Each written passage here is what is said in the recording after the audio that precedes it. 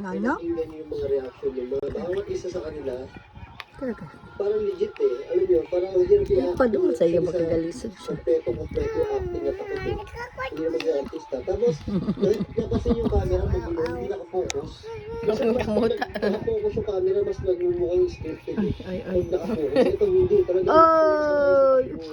magulo eh, di ba?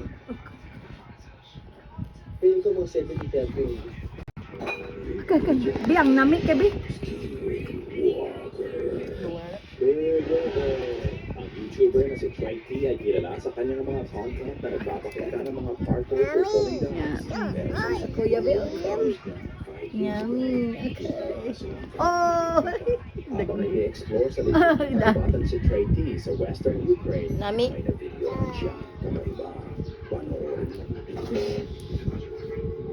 Suslingit. Ba't to? Meron talaga to.